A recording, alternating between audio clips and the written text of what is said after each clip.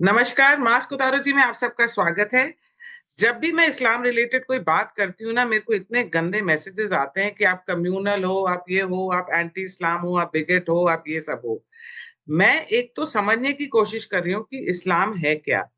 और जब भी मैं यहाँ ज़हैक से बात करती हूँ, राजा मुनीब से बात करती हूँ, ज़फ़र से बात करती हूँ, सुबूही खान से बात करती हूँ, तो इनको लगता है कि ये लोग भी ट्रू मुस्लिम्स नहीं हैं, ऐसे कैसे चलेगा?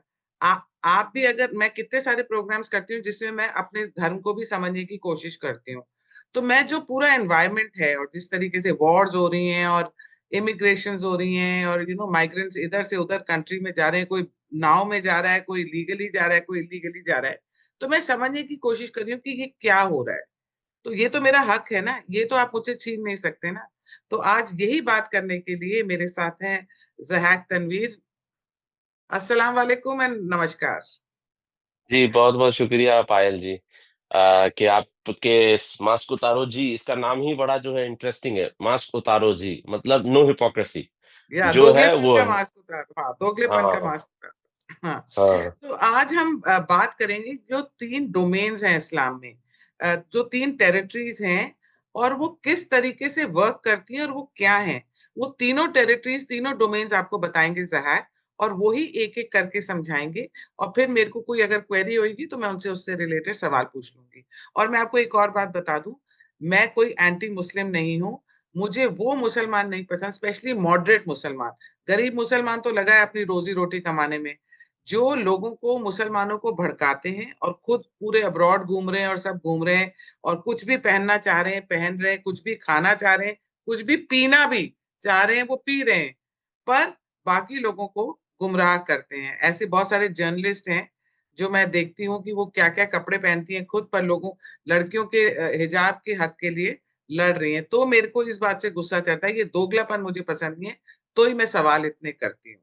तो ज़हैक आप मुझे ये बताएँ कि कौन से वो 3 डोमेन्स हैं जिसके अकॉर्डिंग इस्लाम चलता है या जिसमें जो whatever the principle whether they are principles और व्हाट दे आर? ये बेसिकली जो 3 डोमेन्स आप पूछ रहे हैं वो दारुल हर्ब और दारुल इस्लाम और एक है दारुल अमन या दारुल अक़द हुँ, या दारुल सुलह 3 हुँ, भी उसी के नाम हैं। तो बेसिकली ऐसा नहीं है कि इस्लाम इसके बिना नहीं चल सकता, इस्लाम इसके बिना था और इसके बिना रहेगा।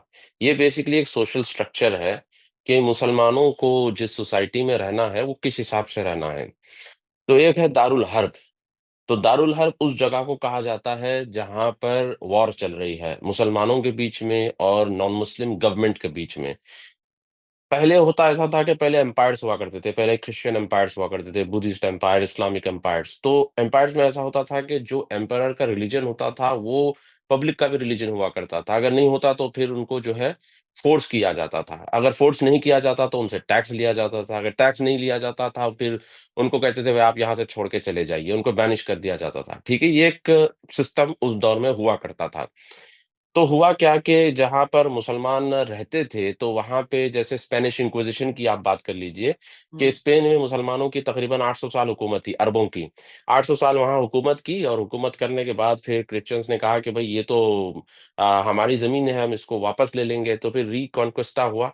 तो उन लोगों ने क्या किया, उन लोगों ने वापस जो है अपनी ज़मीन को लेना शुरू किया। तो वहाँ पे जितने मुस्लिम थे, उनको मारा और वहाँ पे नमाज़ पढ़ना जो है वो मतलब प्रोहिबिटेड था, तो उस टाइम पे जो मुसलमान हुआ करते थे, वो घोड़सवारी करते हुए या ऊँट पे चलते-चलते जो है इशारों से ऐसे करके नमाज़ पढ़ लेते थे। और गले में क्रॉस डाले हुए थे, जो तकिया हम सुनते हैं ना, लोग कहते हैं तकिया, तकिया जो ज़्यादा हम सुनते रहते हैं। तो तकिया का मतलब ये नहीं है कि आप मुस्लिम होते हुए कोई तकिया नहीं कर सकता। तकिया का मतलब ये है कि आप अपनी आइडेंटिटी छुपा दो, पूरी की पूरी आइडेंटिटी छुपा दो। तो उस टाइम पे लोगों ने क्या किया, वो गलों में क्रॉस पहनते थे और बाहर से मतलब क्रिश्चियन दिखते थे और अंदर से वो नमाज़ पढ़ते थे। तो इसको बोलते थे तकिया।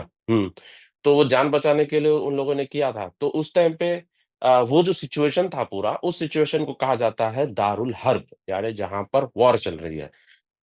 अब दूसरी बात जो है यहाँ पर वो है दूसरा जो सेक्शन है वो है दारुल इस्लाम, जहाँ पर गवर्नमेंट मुसलमान की है और लोग भी मुसलमान हैं या फिर नॉन मुस्लिम भी वहाँ पर अगर है, अगर नॉन मुस्लिम मुस्लिम बनना चाहते हैं तो उनको इंसेंटिव्स दिए जाते हैं, या फिर उनको जो है उनका सोशल स्टेटस चेंज हो जाता है, या फिर उनकी जो बिरादरी है वो बिरादरी बढ़ जाती है। तो ये जो है बेसिकली दारुल इस्लाम होता है, जहाँ पर आपको इस्लाम पर अमल करने के लिए कोई रिस्ट्रिक्शन नहीं है। आप मस्जिदें बनाओ, मदरसे बनाओ, आप जो करना है करो, ठीक है, कन्वर्जन्स करो। जिहाद होता है वहां से, मतलब जिहाद का मतलब क्या है? जिहाद का मतलब है एक्सपेंशन ऑफ द एम्पायर। तो एम्पायर जो होता है उसका एक्सपेंशन होता है कि वो जमीनों की तरफ आप जाइए जहां पर आपका मतलब रिलीजन नहीं है, आप जाएंगे अपना रिलीजन वहां पे इम्पोज करेंगे। अभी इजिप्ट है, इजिप्ट पहले क्या था? इजिप्ट में पेगनिज्म था। तो अमर बिन अलास रजी अल्लाह ताला अन्हु वहां पे गए, उन्होंने मिलिट्री कैंपेन किया और इजिप्ट में इस्लाम आ गया। तो बेसिकली ये जो है पूरा जो मिलिट्री कैंपेन्स वगैरह होते थे, ये जिहाद है। तो इस दारुल इस्लाम वो होता है जहां से जिहाद भी चलता है, जहां से जो है कन्वर्जन्स भी चलते हैं, जहां पे मुसलमानों को कोई दिक्कत नहीं होती। पहले ऐसा हुआ करता था जब ब्रिटिश थे इंडिया में, तो बहुत सारे मुसलमान जो है वो सैयद अहमद बरेली मेरे ख्याल से, वो हज पे गए थे। 800 लोगों को लेके तकरीबन 10 कश्तियां उन्होंने ली थी, शिप्स, बड़ी बड़ी शिप्स उन्होंने ली, 10 लोग को लेके वो हज पे गए थे। हज पे गए, 2 साल मक्के में रहे। तो आज के दौर में कौन रह सकता है? ऐसा नहीं रह सकते ना। अब तो वीजा आ गया है, वीजा वैलिडिटी है, नेशनलिज्म आ गया है, अभी नेशन स्टेट्स बन गए हैं। तो पहले एम्पायर्स हुआ करते थे। तो एक मुसलमान की आइडेंटिटी काफी थी कि वो सिटीजन समझा जाता था, उसको सारे प्रिविलेजेस मिलते थे जो दूसरे मुसलमान को मिलते थे। तो इसलिए वो एम्पायर वाला कॉन्सेप्ट, वो जो प्रिविलेज और जो वो मजा था, वो अभी तक गया नहीं है। इसीलिए तो ये बार बार कहते रहते हैं हम वापस जो है इस्लाम को गालिब करेंगे, क्योंकि वो एक अलग ही जो है टशन था, अलग मजा था वो। ठीक है, तो वो होता है दारुल इस्लाम। अच्छा जी, अब तीसरा वाला जो है वो है दारुल अहद या दारुल सुलाह, जिसका मतलब ये है कि जहाँ पे गवर्नमेंट नॉन मुस्लिम है और जो है पब्लिक जो है ये मुस्लिम है। तो यहाँ पे गवर्नमेंट उनको कोई प्रेशर नहीं करती, कोई रेस्ट्रिक्शन उनके ऊपर नहीं है। आप नमाज पढ़िए, आप रोजा रखिए, आप अपना काम करिए, कोई टेंशन नहीं है। मिसाल के तौर पर प्रॉफेट मोहम्मद सल्लल्लाहु अलैहि वसल्लम का जो माइग्रेशन हुआ था वो मक्के से मदीने की तरफ हुआ था पहला, मगर उससे पहले एक और माइग्रेशन हुआ था। कुछ लोगों को बहुत ज्यादा प्रोसिक्यूट किया जा रहा था, तो वो एबिसीनिया चले गए थे। तो एबिसीनिया का जो किंग था वो क्रिश्चियन था। तो उसने बोला था कोई मसला नहीं है, कोई दिक्कत नहीं है, आप लोग रहो, खाओ पियो, अपना रिलीजन प्रैक्टिस करो, हमें कोई मसला नहीं है। तो ये होता है दारुल सुलह। तो दारुल सुलह के बारे में ऐसा आता है कि जैसे एक बहुत बड़े सऊदी के स्कॉलर गुजरे हैं, शेख अब्दुल अजीज अब्दुल्ला बिन बाज, बहुत अभी फेमस गुजरे हैं, स्कॉलर है। अभी गुजरे हैं। नहीं, मतलब 90s में, अभी तो जो गुजरे हैं वो शेख रबी गुजरे हैं। अच्छा। तो ये जो थे अब्दुल अजीज अब्दुल्ला बिन बाज, ये तकरीबन 1990s के दौर के हैं ये। तो इन्होंने एक फतवा दिया था, वो बहुत बढ़िया फतवा है। मैं तो कहता हूँ कि इस फतवे को आम करना चाहिए, जिसमें उन्होंने कहा था कि जो मुस्लिम नॉन मुस्लिम कंट्री में रह रहे हैं और जहाँ पे उनको प्रैक्टिस करने के लिए कोई मसला नहीं है, तो उनके ऊपर ये परमिसिबल नहीं है, इट्स फॉरबिडन फॉर देम कि वो लोग उस गवर्नमेंट के खिलाफ कुछ करें। ठीक है, हम्म। हाँ, ये फॉरबिडन है उनके लिए। अभी मिसाल के तौर पे इंडिया है, तो आप इंडिया को किस कैटेगरी में डालोगे? दारुल इस्लाम में डालोगे? नहीं डाल सकते, क्योंकि यहाँ पे सेक्युलरिज्म है। क्या आप उसको दारुल हर्ब में डालोगे? तो वो तो नहीं है। अब लोग कुछ कोशिश कर रहे हैं बताने की कि भाई इंडिया दारुल हर्ब है, कि यहाँ पे मुस्लिम नॉन मुस्लिम के बीच में, हिंदू के बीच में फसाद हो रहा है, फॉल्ट लाइंस को एक्सप्लॉइट करने की कोशिश करते हैं सोरस फाउंडेशन, ओपन सोसाइटी और इस तरह से हमारे कुछ लेफ्ट जर्नलिस्ट और लेफ्ट एक्टिविस्ट, जिसको मोदी साहब ने कहा था 5 स्टार एक्टिविस्ट। तो ये हम्म। 5 स्टार एक्टिविस्ट जो है कोशिश में तो लगे हुए हैं कि कुछ इस तरह से बताएं कि इंडिया के अंदर जो है दारुल हर्ब है इंडिया, जिसमें मुस्लिम को सताया जा रहा है, मारा जा रहा है, उनके राइट्स नहीं दिए जा रहे हैं। वॉर अब जोन आप, है। वॉर जोन है। हाँ। तो ऐसा तो नहीं है, क्योंकि यहाँ पे आप देखिए मुहर्रम में ताजिए निकाले जाते हैं रोड पर। आप अभी मैं अपनी बात बता रहा हूँ, यहाँ पे मैं बकरीद की नमाज पढ़ा तो 2 तरफ की रोड ब्लॉक थी। तो बताइए कहाँ आप इस तरह से कर सकते हैं, रोड ब्लॉक करके नमाज पढ़ना? मीलाद में रैलीज निकाली जाती हैं, शब बारात को जो है लोग रात भर जागते हैं। हाँ, शब कदर होती है, शब मेराज होती इंडिया में मनाई जाती है, और बहुत सारे त्योहार इंडिया के अंदर मुसलमानों के मनाए जाते हैं। कहीं कुछ रेस्ट्रिक्शन हुआ कि आपको मस्जिद बनाने से रोका गया, मदरसा बनाने से रोका गया? कुछ नहीं है। अब वो भी देखिए ना, जो स्कल कैप पहने होते हैं वो एक स्कूटर पे 3 जने जा रहे होते हैं, पुलिस की हिम्मत नहीं होती कि उनको रोक ले, और रोकती नहीं है। तो फिर ये वॉर जोन कहाँ हो गया है इंडिया? हाँ, उनके लिए तो अलग रूल है। अलग रूल है। तो मसला ये वॉर ज़ोन बताने की कोशिश करते हैं, वॉर ज़ोन है नहीं। हद तो ये हो गई कि हमारा एक सेमिनरी है, बहुत फेमस सेमिनरी है, नाम नहीं लूँगा, खामख़ा लोग फिर भड़क जाएँगे। तो हैदराबाद का सेमिनरी है, बहुत पुराना। तो इन लोगों ने फ़तवा दिया था कि जो इंटरेस्ट का पैसा है, जिसे सूद कहते हैं, वो तो इस्लाम में हराम है, नहीं खा सकते हाँ आप पैसा वो, नहीं ले सकते पैसा। तो उन लोगों ने फ़तवा दिया था कि इंडिया दारुल हर्ब है, मतलब यहाँ पे जंग चल रही है, तो अगर आप ये पैसा नहीं लोगे, तो ये पैसा हिंदू तुम्हारे खिलाफ इस्तेमाल करेंगे। तो ये बहाना ले लेकर इन लोगों ने इंटरेस्ट का पैसा भी खाया है। तो ऐसा बिल्कुल हरगिज़ 100% मैं कहता हूँ नहीं है। इतना फ्रीडम इंडिया के अंदर है पायल जी, आप बताइए कौन-सा कंट्री ऐसा है, चाइना है, अमेरिका ले लीजिए, चाइना ले लीजिए। अमेरिका में आप हमास को ग्लोरीफाई करके बताइए, आपको जो है डिपोर्ट कर देंगे। आप चाइना के अंदर जो अली बाबा का था जैक मा, जैक मा के साथ क्या हुआ? गायब हो गया था। चाइना के अंदर तो मस्जिदों के मीनारें चेंज हो रही हैं, मस्जिदों के सामने से जो आयतें होती हैं, वो निकाल कर कम्युनिस्ट स्लोगन लिखे जा रहे हैं वहाँ पे। आप मिडल ईस्ट चले जाइए, हमारे साथ ही देख लीजिए, हमने किसी और कंट्री के बारे में व्यू दिया, पाकिस्तान के बारे में, हमारे साथ जो है लीगल एक्शन हो गया हमारे खिलाफ में। तो ये सारी चीज़ें देखते हुए जब आप इंडिया को देखोगे, तो हाँ। इंडिया एक ऐसा कंट्री है जहाँ पर लोग सिटिंग प्राइम मिनिस्टर की पर्सनल लाइफ पर मज़ाक बनाते हैं। उनकी भौंकने की बी आजादी है, ओ भौंकने की आजादी। भौंकने की, उनकी बीवी के ऊपर जोक्स बनाते हैं, उनकी पर्सनल लाइफ पे जोक बनाते हैं। इतनी खुल्लम-खुल्ला आज़ादी है और इतनी आज़ादी रखने के बाद भी ये कहते हैं कि यार यहाँ पे ऑपोज़िशन को क्रश किया जा रहा है, यहाँ पे जो है मीडिया राइट्स नहीं है। अरे अभी क्या मीडिया राइट्स चाहिए कि प्राइम मिनिस्टर की पर्सनल लाइफ पे तुम जोक बना रहे हो और क्या मीडिया राइट्स तुमको चाहिए? हम्म, तो बताना मकसद यहाँ पर ये है कि दारुल हर्ब होता है जहाँ पर मुस्लिम और नॉन मुस्लिम के बीच में जो है वॉर हो रही होती है, और जो इंडिया के अंदर नहीं है। अभी जो मुस्लिम जो है यूएस जाते हैं, ऑस्ट्रेलिया जाते हैं, कनाडा जाते हैं, यूके जाते हैं, जहाँ पे आप वीज़ा लेते हैं, इमिग्रेंट होते हैं वहाँ पे, आप वीज़ा लेके जाके वहाँ पे आप काम करते हैं, अपनी लाइफ़स्टाइल चेंज करते हैं, पैसा कमाते हैं, आपके बच्चों के लिए बढ़िया एजुकेशन वहाँ पे आप उनको देते हैं। ये सारी चीज़ें होती है आपको, तो ये भी दारुल सुलह है, ये भी दारुल अहद है, यानी कि यहाँ पे आपने एक उनके साथ ट्रीटी आपने की है। तो यहाँ पे भी आप उन उसकी ऐसी गवर्नमेंट्स के खिलाफ में आप नहीं जा सकते। जैसे ये मुस्लिम वर्ल्ड लीग के डॉक्टर अली ईसा ने एक बड़ी ज़बरदस्त बात अपनी इंटरव्यू में कहा था। उनसे पूछा गया था कि बहुत सारे लोग फ्रांस के अंदर बोल रहे हैं कि हमको शरिया चाहिए। उन्होंने कहा कि भाई आपको शरिया चाहिए तो आप आए क्यों यहाँ पे फ्रांस? एक फ्रांस सेक्युलर कंट्री है।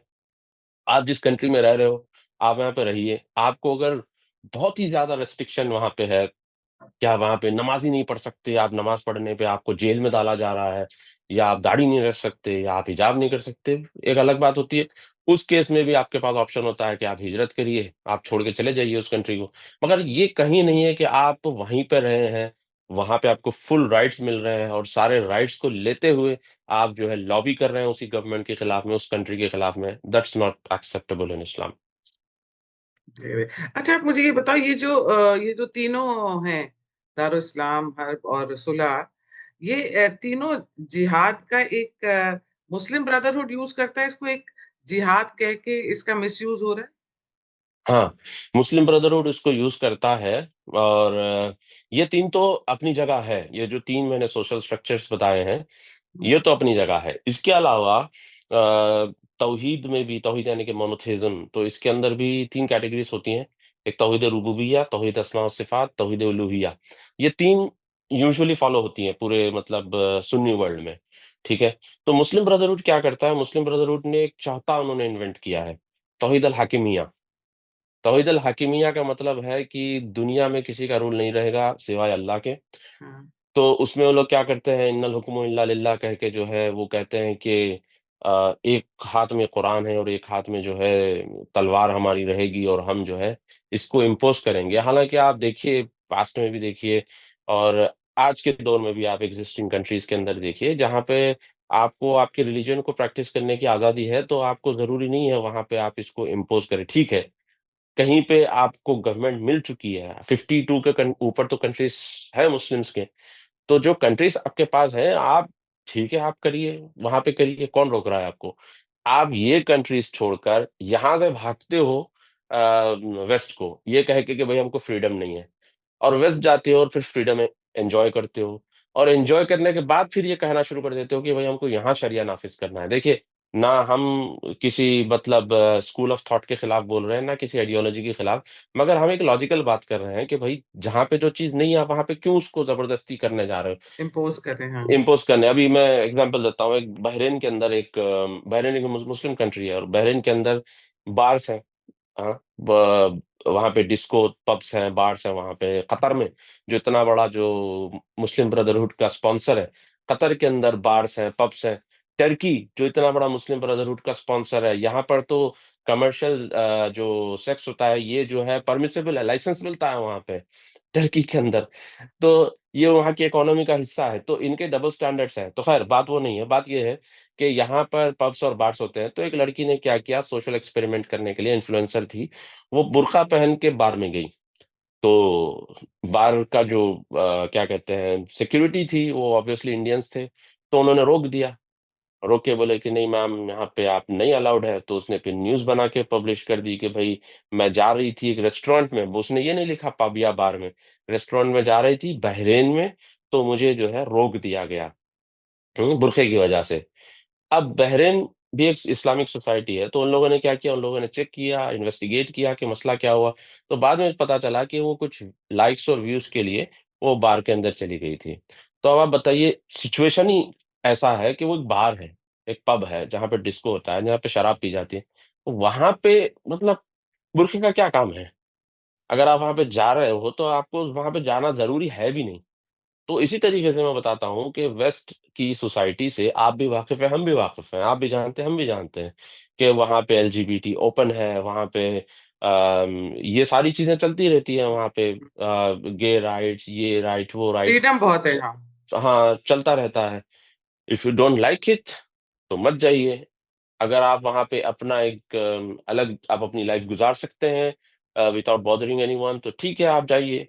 तो बात फंडा सिंपल है। तो आप इस कंट्री को छोड़ के उस कंट्री जा रहे हो, फिर वहां पे जाके बोलो हमको ये नहीं चाहिए, ये निकालो, ये इम्पोज करो, तो ये पॉसिबल नहीं है। तो मैं चाहता हूं कि लोग भी इस चीज को समझे कि आप अपनी लाइफ पे फोकस करना है तो लाइफ पे फोकस करिए। पर जहाक, मैंने और एक और चीज नोटिस करी है कि अ, जितने कहते हैं ना कि जितने मुसलमानों ने मुसलमानों को मारा है, उतने बाकी लोगों को नहीं मारा है। मैं पढ़ रही थी the other day कि कितने मिलियंस ऑफ मुसलमानों को मुसलमानों ने ही मारा है। और ये लोग इल्जाम देते हैं काफिरों पे, और फिर काफिरों पे ये कह के अटैक करते हैं कि तुम लोग मतलब हमारे दुश्मन हो, तुम हम पे अटैक करते हो। पर मुस्लिम कंट्री तो मुस्लिम कंट्री पे ही अटैक कर दी। देखिए क्या है जी, काफिर एक जो है एक अच्छा स्केपगोट है, ठीक है, एक अच्छा स्केपगोट है। आप घुमा फिरा के अपनी गलती को छुपाना है, आपने जो बर्बरियत की है, आपने जो हरकतें की है, आपकी जो एट्रोसिटीज है, इन सारी चीजों को कवर अप करने के लिए काफिर, अमेरिका की चाल, यहूदी की साजिश और रा की चाल, हाँ, ये जो है, हाँ ये तभी जो है, बाहर होते हैं, तभी बाहर होते हैं।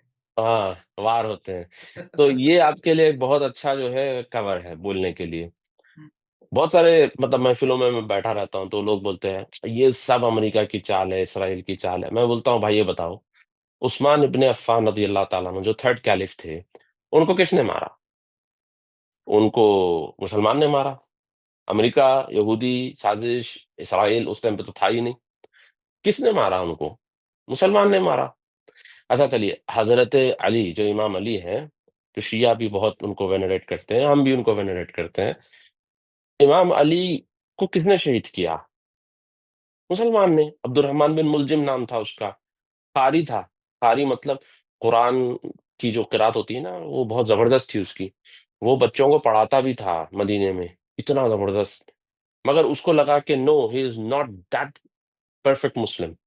उसको लगा कि इमाम अली जो है इतने खास मुसलमान नहीं है, इवन मतलब ये है कि he is not implementing Islam to the full. Hmm. उसको लगा मतलब अब आप बताइए कि हजरत इमाम अली से ये लोग खुश नहीं थे, तो आप हम और आज के दौर के नॉन मुस्लिम गवर्नमेंट से कहाँ खुश रहेंगे भाई? मुस्लिम गवर्नमेंट तो छोड़िए, प्रॉफेट मोहम्मद के दामाद सल्लल्लाहु अलैहि वसल्लम, उनके दामाद से खुश नहीं थे, और फिर उनका कत्ल कर दिए बस इस जुर्म पे या फिर इस इल्जाम पे कि भई ये इस्लाम पूरा इम्प्लीमेंट नहीं कर रहे हैं, तो उनको नहीं छोड़े। हज़रत इमाम हुसैन को किसने मारा? जो अभी मुहर्रम गुज़रा है, हज़रत इमाम हुसैन के कातिल कौन थे? मुसलमान थे। उबैदुल्लाह बिन ज़ियाद कौन था? मुसलमान था। अच्छा चलिए वो तो हटाइए, आप ये देखिए बनु उमय्या के बाद अब्बासी, अब्बासी के बाद जो आए फ़ातिमी, फ़ातिमियों के बाद जो आए वो कुर्द, कुर्द के बाद जो आए वो टर्क्स, किसने किसको मारा? अम, आप खुद बताइए, आप खुद देखिए हिस्ट्री किसने ज़्यादा। अच्छा चलिए आज के दौर में देख लेते हैं, ठीक है? इस्राइल, इस्राइल आप करते रहते हो, भई इस्राइल ने इतने मारे, इतने मासूम बच्चे मार दिए। भाई सीरिया के अंदर जो ईरान ने बच्चे मारे हैं, उसके येमेन। ऊपर तो यमन के अंदर, इराक के अंदर, लेबनान के अंदर, इस पे तो आप बात ही नहीं करते। इस पे तो आप कोई चर्चा ही नहीं करते, इस पे तो आप आँख बंद करके बैठे हुए हो। अगर ज़्यादा बोलो तो बस इतना कहते हैं, हाँ, हाँ, हाँ, भाई ठीक है, हम उसको भी कंडेम करते हैं, बस। हाँ, ये एक तो वो भी ज़बरदस्ती का झूठ वेरी बैड, दैट इज झूठ वेरी बैड, ऐसे हाँ, बोलते हैं। झूठा मुँह का हाँ, हाँ, वेरी बैड बहुत गलत है, नहीं होना चाहिए ऐसा।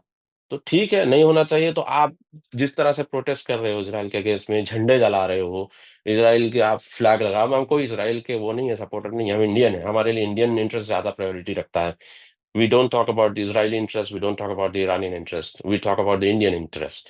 ठीक है, हम तो इंडियन इंटरेस्ट के ऊपर बात करेंगे ऑब्वियसली, बट ये लोगों की हिपोक्रेसी देख के कभी-कभी पूछना पड़ता है कि भई आप जिस तरह से आप फ्लैग्स जलाते हो इज़राइल के, डोरमैट बनाते हो उसका, ज़मीन पे लगाते हो, तो फिर ईरान के खिलाफ क्यों नहीं किया? अब आप तो ईरान के सपोर्ट में बात करते हो, क्यों भाई? ईरान ने तो इतना किया, कासिम सुलेमानी ने कितना कुछ कितने लोगों को नहीं मारा, कितने मासूम लोगों को नहीं मारा सीरिया में, यमन में, इराक में, आप तो उस पे बात ही नहीं करते। तो जितने आप कवर चलिए अप है आप बेसिकली, हाँ, कवर अप है। आप ग्ok या जो चैट जीपीटी के आजकल इतने ज़बरदस्त टूल्स आ गए हैं, आप खुद जाके उस पे रिसर्च करके आप बस एक क्वेश्चन डालिए कि किसने ज़्यादा मुसलमानों को मारा, ईरान ने, इज़राइल ने, आपको पता चल जाएगा। ठीक। हिस्ट्री में भी देख लीजिए।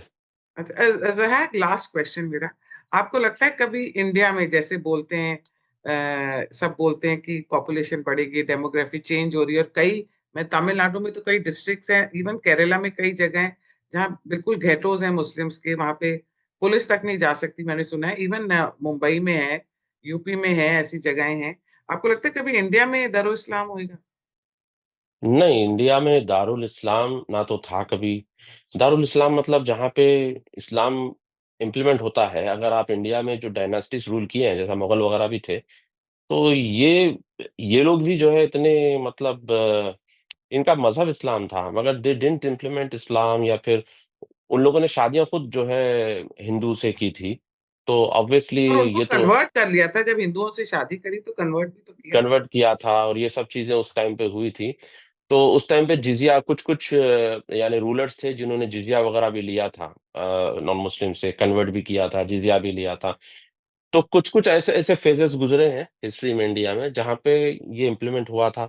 फिर कुछ-कुछ ऐसे फेजेज़ गुज़रे हैं जिसमें वो बिल्कुल जो है बस अय्याशी और मतलब रूल करते थे अपने तौर पर।